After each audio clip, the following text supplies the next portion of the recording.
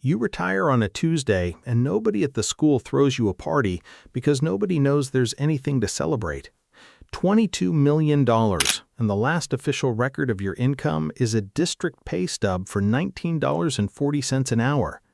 The accountant's email arrives at 6:14 in the morning, before you've even had coffee, and it says nothing more dramatic than Q4 reconciliation attached, please confirm figures.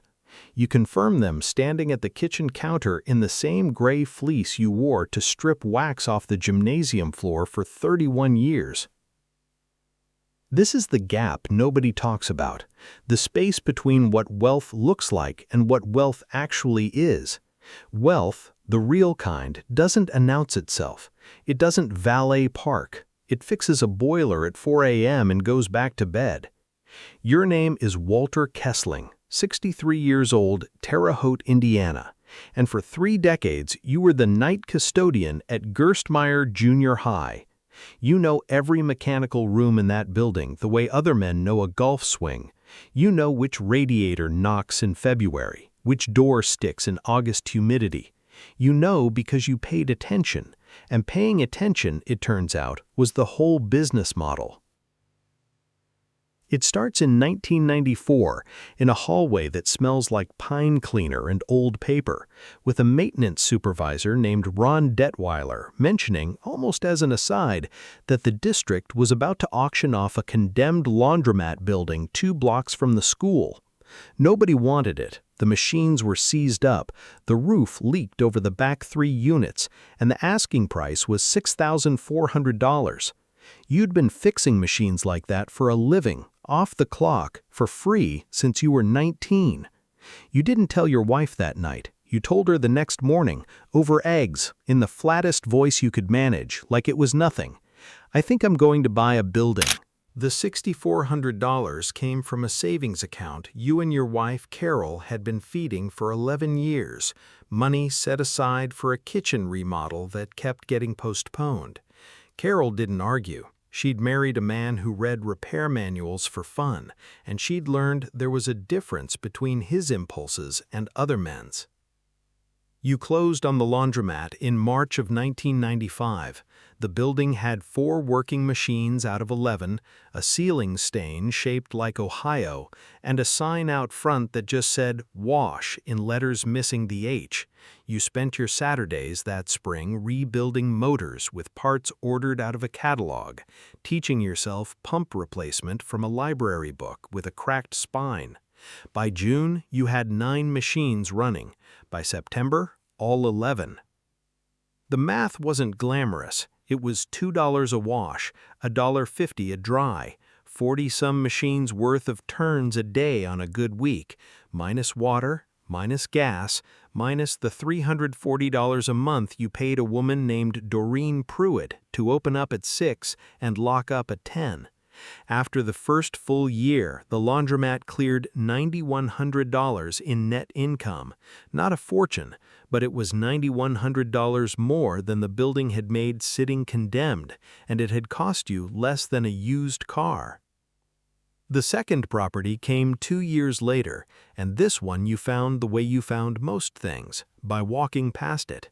A coin-op car wash on the edge of town, 4 bays, 1 broken, the owner retiring to Florida and asking $28,000 for the whole operation, equipment included. You negotiated him down to $24,000 by pointing out, patiently and without malice, everything wrong with Bay 3. He respected that, told you so, shook your hand twice. The car wash cleared $14,600 a year once you got the vacuum stations working again. People will pay for a working vacuum station in a way that surprises you. You didn't quit the school.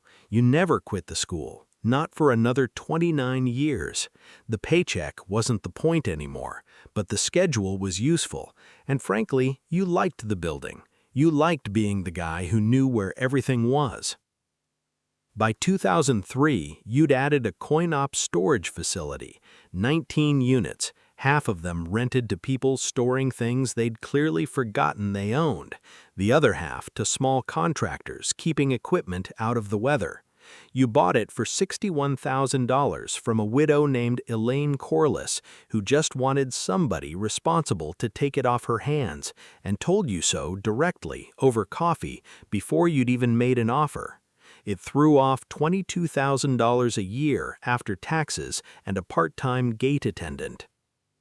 Then came the billboard, a single sign on a rented parcel of land off Route 41, leased for $400 a month from a farmer named Dwayne, who was happy to have income off ground he wasn't using anyway. You didn't own the land, you owned the structure and the 7-year contract with a regional ad broker who paid you $2,100 a month to put local business ads on it. Almost pure margin once the sign itself was paid off, and it paid for itself in 14 months. Each acquisition looked from the outside like nothing. A guy in a Carhartt jacket signing papers at a card table in somebody's kitchen. No handshake deals in marble lobbies, no suits. You wore the same 3 flannel shirts in rotation for a decade, and when people asked what you did, you said, "I work at the junior high," which was true, and let it end there.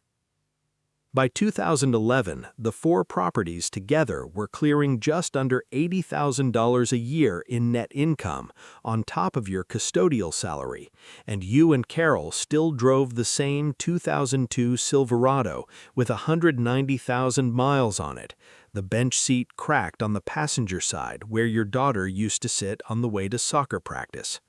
You reinvested almost everything. That was the actual secret, if there was one, not the buying, which anyone could learn from a library book, but the not spending, year after year, while the accounts compounded quietly in the background, like a furnace running in a basement nobody thinks about until January. By 2015, you'd added 2 more coin laundries in neighboring towns, a second storage facility with 41 units, and a small stake in a vending route, 11 machines split across 2 factory break rooms and a tire shop bought off a guy retiring out of the business for $9,500, netting around $6,200 a year once you learned which snacks moved in a factory town versus which ones sat on the rack for months. Combined, the portfolio was clearing close to $190,000 a year in net income by then, quietly stacking on top of a pension you were still years from collecting. Around this time, you met Craig Bueller. Craig was Carol's cousin's husband, and he showed up at every family gathering in something new, a lifted Denali one Thanksgiving, a Rolex Submariner the next Easter, a habit of announcing, unprompted, what things cost. Craig sold commercial insurance and talked about scaling and building a brand and playing a bigger game, usually while standing near the dessert table so more people could hear him. He asked you once at a 4th of July cookout what you actually did, in a tone that already assumed the answer wouldn't be interesting. You told him about the school. He nodded, looked past you for someone more useful to talk to, and drifted off. You let him. You'd learned by then that being underestimated by a man like Craig wasn't an insult, it was cover. Nobody pitches the janitor a timeshare. Nobody asks the janitor to co-sign anything. You got to walk through your entire life unbothered, while Craig got audited twice and 4 years later quietly sold the Denali. The harder thing came in 2018 when your younger brother Dale called on a Sunday night and you could hear in the first 3 words that it wasn't a social call. Dale's HVAC business was underwater, a bad partnership, a lawsuit that shouldn't have gone the way it went, $40,000 in debt closing in fast, and a voice on the phone that hadn't asked you for anything since you were both kids.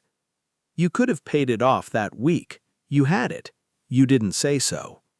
Instead, you drove out to Dale's place on a Wednesday with a legal pad and sat at his kitchen table until 11 at night, going through his books line by line, the way you'd gone through 11 broken laundry machines 20 years earlier, patiently, without judgment, looking for what was actually salvageable versus what just felt urgent. You didn't write a check. You structured a private loan, modest interest, real terms, tied to specific milestones in the business, and you told him as gently as you could that a lump sum with no structure around it wouldn't fix what was broken. It would just delay the reckoning by a year and take the relationship down with it when it finally came due. Dale was angry with you for about 6 weeks. Then the business stabilized, slowly, on its own legs, and 3 years later he paid the loan off early, and you never mentioned the number in front of anyone, and neither did he. You think about that kitchen table more than you think about any of the properties. It was the one deal where the return you were counting wasn't measured in dollars. The email from the accountant on that last Tuesday morning wasn't dramatic. Subject line: Retirement, Final Reconciliation. Attached spreadsheet, 11 rows, one for each property and account, the kind of document that would look, to anyone glancing over your shoulder, like a utility bill. Total net worth, bottom right cell, no bold font, no color, $22,140,600. You read it twice, standing at the same kitchen counter where you'd told Carol about the laundromat 31 years earlier. You were wearing the gray fleece. The Silverado, a newer one now, but still a Silverado, still bench seat, was parked in the same spot in the driveway it always was. Carol asked if the numbers looked right. You said they did. She went back to her crossword. At your retirement send-off, the district gave you a sheet cake and a card signed by 40 people who'd known you for decades and knew, correctly, that you were a careful, quiet man who'd kept their boilers running and their hallways clean. Nobody there knew about the 11 properties, or the storage units, or the billboard on Route 41, or the number sitting in that spreadsheet. You let them toast you with punch and paper cups, and you meant it when you said it had been a good run. Driving home that night, you passed the old laundromat, still yours, still running, the sign fixed years ago, the H put back where it belonged. You didn't slow down. You didn't need to. It had already given you everything it was going to give. What would your life look like if no one could tell what it had actually earned you?